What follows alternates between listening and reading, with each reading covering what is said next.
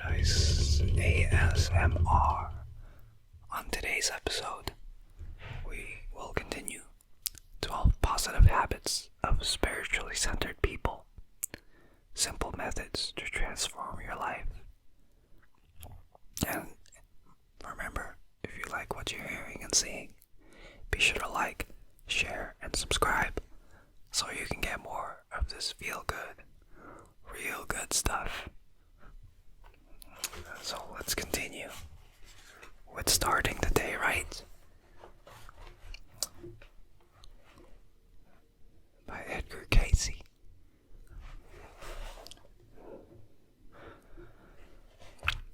Finally, Casey announced that he was ready for any questions. This was her opportunity. Opening the folded piece of paper in her hand, she read to him the first question. Where should I locate myself for my best service?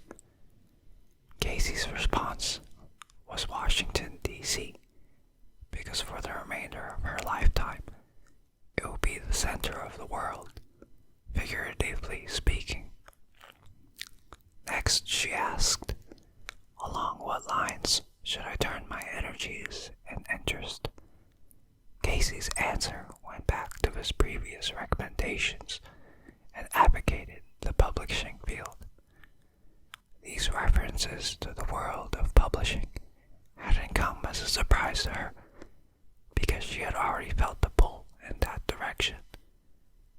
In fact, the third question she had prepared in advance read, do I have any ability in the writing field?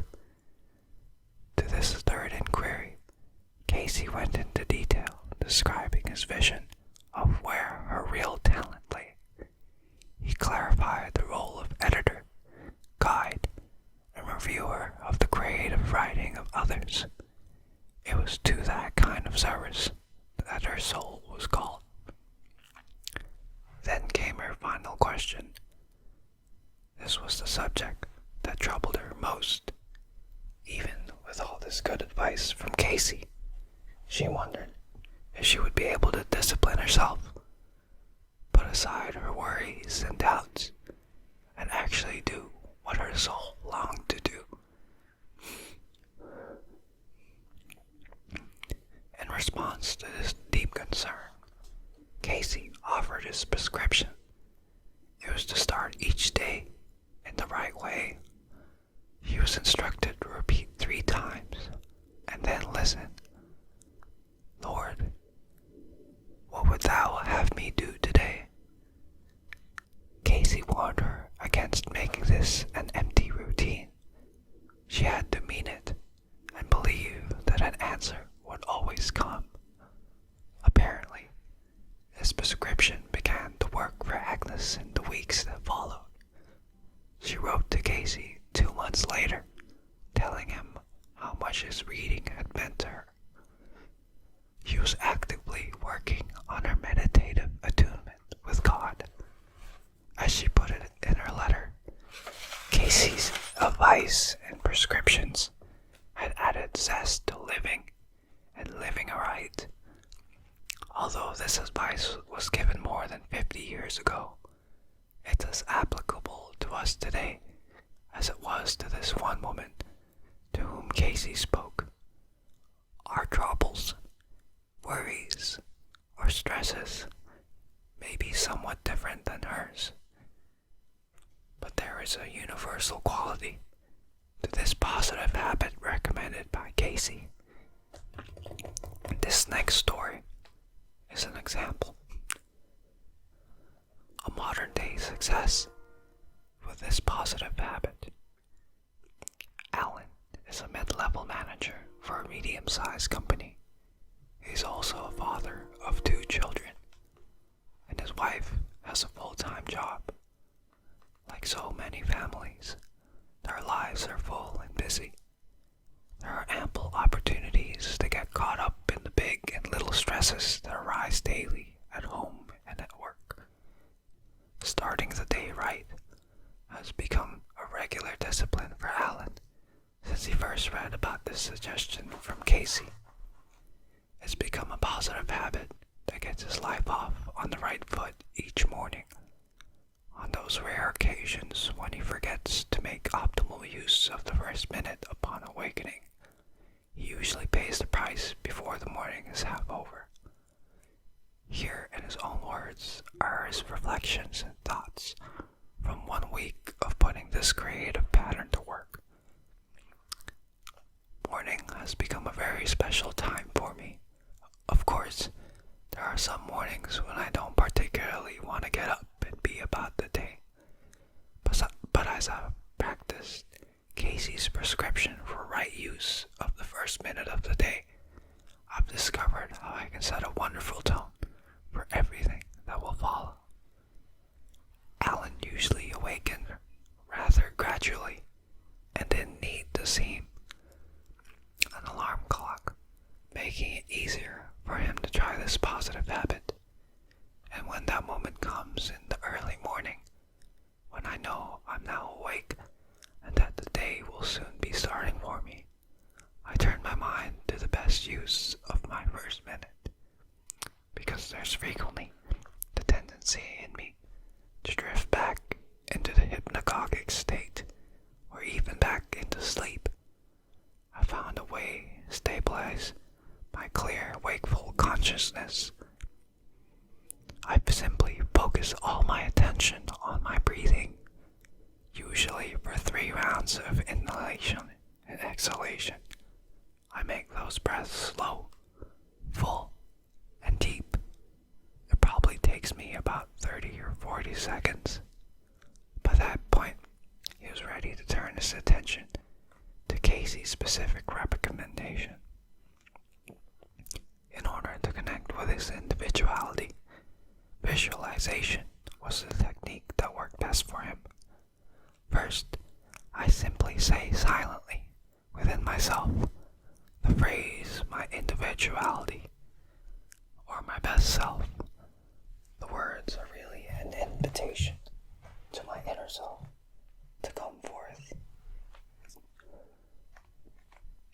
It's an invitation to remember a time in my past when I was deeply in touch with that individuality self. Having said silently the invitation phrase, I try to keep very still and let a memory surface. When it comes, I visualize it for about 10 or 15 seconds, as clearly and vividly as I possibly can that morning. I try to recreate the situation or scene in my imagination. I try to recreate the situation, and for that moment, I let myself become the person I was back then.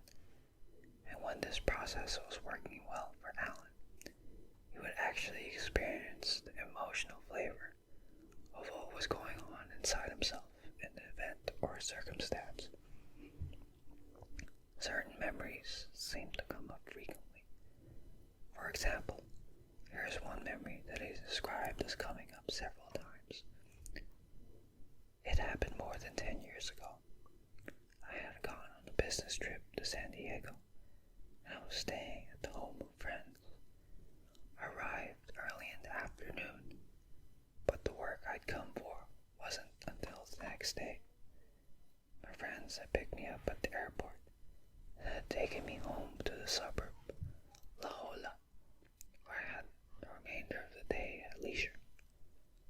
After getting settled into the guest bedroom, I decided to take a walk through the residential neighborhood and enjoy the beauty of this warm February day. As I started to walk, I had lots of problems on my mind. There were worries about things from the office. What's more, this was rather a lonely time in my life, and I would easily slip into feeling sorry for myself. But as I continued on this walk, which eventually lasted for at least an hour, something began to change. It was as if all that stuff of personality began to melt away. I was shedding those worries and self-doubts. All those familiar stresses gradually disappeared for about 30 minutes. What came forth was a very centered and very peaceful me. I was in no hurry to finish the walk. There was no particular destination that I was straining toward, no goal to which I was compulsively fixated. Instead, I was simply walking mindfully and in touch with my feelings and my surroundings. What seemed particularly striking about this remarkable sense of myself was this realization. That very identity was always nearby. It was always right at hand, even though my stresses and worries usually blocked it out. That experience of his individuality self was extraordinarily vivid, and whenever it came back to mind in his first waking minute of the morning, he could easily recreate in his imagination just the way he felt that day.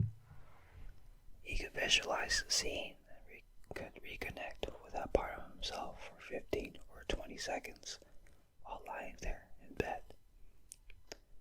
Once I've used the memory of my individuality, the meditative walk, or any other memory that arises that day, then I turn my attention to an inner question. Just as Casey prescribed, I ask, God, what would you have me do today?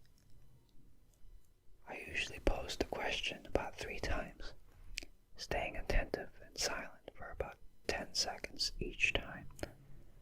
I try to listen for a prompting, an urge, or an intuitive feeling about something that should be a priority for that day.